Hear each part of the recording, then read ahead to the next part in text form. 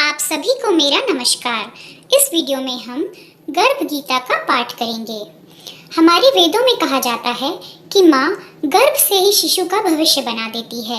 यह माँ के हाथ में होता है कि वह अच्छे संस्कारों को ग्रहण करके अपने शिशु का सुंदर भविष्य लिखे। जी हाँ, हमारे चारों वेदों में भी लिखा है।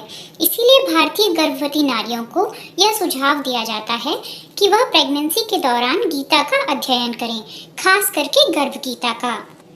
गर्भ गीता गीता का वह भाग है जहाँ पर भगवान श्री कृष्ण अर्जुन को समझाते हैं कि कैसे यह मनुष्य के हाथ में ही होता है और मनुष्य के कर्मों पर निर्भर करता है कि उसका अगला जन्म किस योनि में होगा। गर्भ गीता पढ़ने का सही समय गर्भावस्था के 5वें महीने से लेकर 9वें महीने तक होता है, क्योंकि इसी समय बच्चे का दिमाग सबसे ज्यादा सक्रिय होता है और वह बाहर की आवाजों को सुनकर ज्ञान ग्रहण कर सकता है। तो चलिए पाठ शुरू करते हैं। श्री गर्भ गीता। अर्जुनोवाच। हे मधुसूदन, कृपया आप मुझे बताएं कि प्राणी जब गर्भ योनि में आता है तो वह अपने किस गुण दोष के कारण आता है।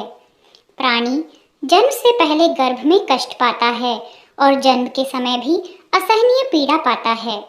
इसके बाद भी वह रोग पीड़ा के कारण दुख पाता है। उसे बुढ़ापे में अनेक रोग घेर लेते हैं और उसकी मृत्यु हो जाती है।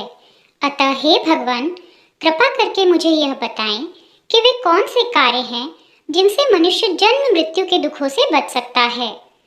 श्री भगवानोवाच। हे धनुर्धारी, जन्म मृत्यु का बंधन तो उन प्राणियों की नियति है जो संसार में क्रियान्वित रहते हैं। जो प्राणी संसार में नष्ट होने वाले पदार्थों से प्रेम करते हैं, वे संसार की नश्वर वस्तुओं की इच्छा रखते हैं। मनुष्य संसार की दौलत पाने की तो कामना करता है, परंतु भगवान की भक्ति से विमुख रहता है। इसीलिए वह बार बार अनेक योनियों में पैदा होकर जीवन मरण और गर्भ के दुख भोगता है। अर्जुनोवाच। हे माधव, संसार की मोह माया से मुक्ति तो संभव नहीं है। मन 5 विकारों के वश में है। वे 5 विकार काम, क्रोध, लोभ, मोह और अहंकार हैं। यह मन मस्त हाथी की तरह है। माया मन को हर लेती है। इन 5 विकारों में अहंकार सबसे प्रबल है। यह प्राणी को नरक में ले जाता है। हे जनार्दन, इस मदमस्त हाथी को कैसे वश में किया जाए, अर्थात मनुष्य को कौन से प्रयत्न करने चाहिए जिनसे मन को भक्ति में लगाया जा सके। श्री कृष्णोवाच। हे कौन्तेय, जिस प्रकार मस्त हाथी को वश में करने के लिए महावत अंकुश का प्रयोग करता है, उसी प्रकार मन को काबू में करने के लिए ज्ञान रूपी अंकुश का प्रयोग आवश्यक है। भक्ति और ज्ञान अभ्यास करने पर ही प्राप्त होते हैं। अहंकार करने से जीवन नरक बन जाता है। अर्जुनोवाच। हे जनार्दन, कुछ प्राणी तो आपकी भक्ति करने के लिए वन जंगलों में जाकर रमते हैं और कुछ सांसारिक मोह माया छोड़कर हर जगह भटकते फिरते हैं। अतः हे प्रभु, इस बारे में कैसे पता चले कि आपकी भक्ति किस प्रकार मिल सकती है। श्री भगवानोवाच। हे अर्जुन, जो प्राणी मुझे खोजने के लिए जंगलों में फिरते हैं, वे सन्यासी व वैरागी कहलाते हैं।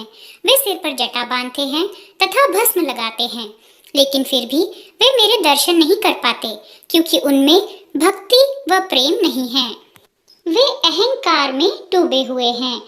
तप या वैरागी का अहम तो मेरी भक्ति पाने में बाधा डालता है। मैं शुद्ध मन से भक्ति करने वाले सतत अभ्यासी, जो काम, क्रोध, मोह, लोभ और अहंकार से परे हैं, उन्हें ही दर्शन देता हूँ। अर्जुनोवाच। हे मधुसूदन, मनुष्य इन 5 विकारों से ग्रस्त होकर अपने इस सांसारिक जीवन को नष्ट कर लेता है। हे माधव, वह कौन सा पाप है जिसके चलते किसी की स्त्री असमय ही मर जाती है, किसी के पुत्र मर जाते हैं और किस पाप के कारण व्यक्ति नपुंसक हो जाता है। श्री भगवानोवाच। हे अर्जुन, जो व्यक्ति किसी से कर्ज लेकर उसे चुकाता नहीं है, वह इस पाप कर्म से अपनी पत्नी को खो देता है। उसी प्रकार जो किसी की अमानत को नहीं लौटाता, उसके पुत्र मारे जाते हैं। जो किसी व्यक्ति को सहायता करने का वचन देकर भी उसकी सहायता नहीं करता, वह नपुंसक हो जाता है। ये सभी बड़े भयंकर पाप हैं। अर्जुनोवाच। हे कृपानिधान, मनुष्य किस पाप के कारण हमेशा रोगी रहता है और किस पाप के कारण बोझा ढोने वाले गधे का जन्म पाता है? स्त्री तथा गधे का जन्म प्राणी को किस पाप कर्म के कारण मिलता है? मनुष्य किस कुकर्म के फलस्वरूप जघन्य पशु बनता है? श्री कृष्णोवाच। हे धनुर्धारी, जो मनुष्य अपनी कन्या को बेच देता है वह हमेशा रोगी रहता है। जो अभक्ष्य भोजन करता है और विषय विकार के लिए मदिरा पान करता है वह गधे का जन्म पाता है। जो झूठी गवाही देने वाला होता है वह स्त्री का जन्म पाता है। जो भोजन बनाकर पहले स्वयं खा लेते हैं बाद में भगवान को दान करते हैं वे बिल्ली सूकर की योनि को प्राप्त करते हैं।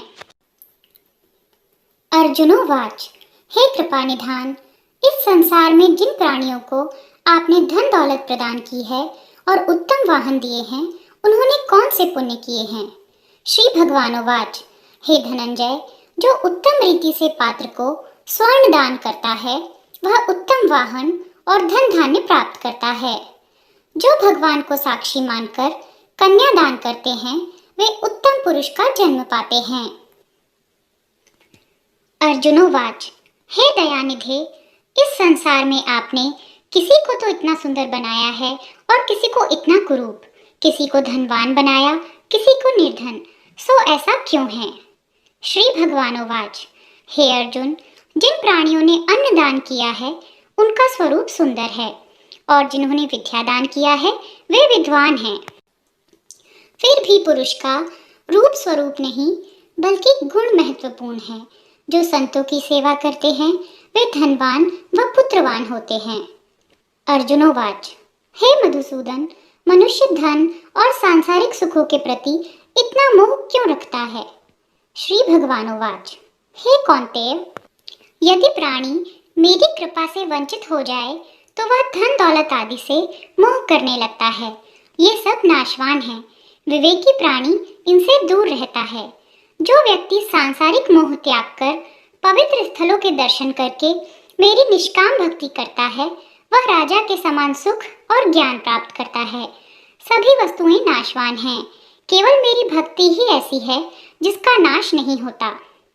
अर्जुनोवाच। हे जनार्दन, मनुष्यों में शारीरिक रोगों जैसे रक्त विकार, खंडवायु, अंधता तथा पंगुता आदि का क्या कारण है? ये रोग क्यों होते हैं? बताने की कृपा करें। श्री भगवानोवाच। हे अर्जुन, जो प्राणी मेरी भक्ति से विमुख होकर माया में लिप्त हो जाते हैं वे क्रोधी, रक्त विकारी, आलसी, दरिद्र, शील संयम रहित, खंडवायु जैसे रोगों से ग्रसित होते हैं। जो स्त्री अपने पतिव्रत धर्म का पालन नहीं करती वह संयम रहित ज्योतिहीनता जैसे विकारों से ग्रस्त रहती है। अर्जुनोवाच। हे मधुसूदन, कृपा करके गुरु दीक्षा के बारे में भी कुछ बताने का कष्ट करें। मुझे गुरु की महिमा के बारे में भी बताएं। श्री भगवानोवाच। हे धनुर्धारी, तुम्हारा यह प्रश्न संपूर्ण मानव जाति के लिए कल्याणकारी है। तुम धन्य हो और धन्य है तुम्हारी जननी। हे पार्थ, ब्रह्मचारी और संयमी पुरुष जो ईश्वर भक्ति और परोपकार में लगा हो उसे ही गुरु बनाना चाहिए। अपने गुरु की देखरेख में ही मेरी पूजा करें। गुरु की कृपा से विमुख प्राणी सप्तग्राम मारने का पाप भोगता है। ऐसे प्राणी का मुख देखना भी पाप होता है। हे अर्जुन, सारे संसार के गुरु जगन्नाथ हैं। विद्या का गुरु काशी, चारों वर्णों का गुरु ब्राह्मण, ब्राह्मण का गुरु सन्यासी है। सन्यासी उसे कहते हैं जो सब कुछ त्याग कर मुझ में रम गया हो, वह ब्रह्मांड जगत गुरु है।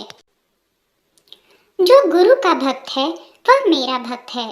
जो गृहस्थ गुरु से विमुख होता है वह चंडाल के समान है। जिस जगह मदिरा का भांड हो उस स्थान का गंगा जल भी अपवित्र होता है। इसी तरह गुरु से विमुख व्यक्ति का भजन भी अपवित्र होता है, उसके सभी कर्म निष्फल हैं। ऐसा व्यक्ति कुकर, सूकर, गदर, काक इन योनियों को पाता है। वह अजगर सर्प के समान आलस्य में डूबा तिरस्कार पाता है। हे कौन्तेय, गुरु दीक्षा के बिना प्राणी का उद्धार संभव नहीं है। जो गुरु की सेवा करता है उसको कई अश्वमेध के पुण्य का फल मिलता है। हे अर्जुन, जो प्राणी तुम्हारे संवाद को पढ़ेंगे और सुनाएंगे वे गर्भ के दुख से बचेंगे, वे नरक की 84 योनियों के झंझट जन्म मरण से बचेंगे। इति श्री गर्भ गीता संपूर्ण। भगवान श्री कृष्ण के मुखारविंद से इस प्रसंग को अर्जुन ने बड़े ध्यान से सुना। इसी कारण इस पाठ का नाम गर्भ गीता है। इस प्रसंग को पढ़ने और सुनने से व्यक्ति को पुण्य का फल मिलता है तथा उस व्यक्ति पर सदैव भगवान श्री कृष्ण की कृपा बनी रहती है। श्री नंद नंदन भगवान श्री कृष्ण व अर्जुन के वार्तालाप से परिपूर्ण यह प्रसंग जनश्रुति और सामाजिक मान्यता के आधार पर लिखा गया है। सनातन सिद्धांतों के अनुरूप होने के कारण धर्माचार्य इसके पाठ की आज्ञा देते हैं। आशा है आपको गर्भ गीता का यह पाठ पसंद आया होगा। यदि पसंद आया है तो इस वीडियो को लाइक कर दीजिए और अपने परिवार वालों के साथ शेयर कर दीजिए। अगर चैनल पर पहली बार आए हैं तो मेरे चैनल को सब्सक्राइब कर लीजिए। मैं हूँ दीपिका और आप देख रहे हैं ओवमनिया। धन्यवाद।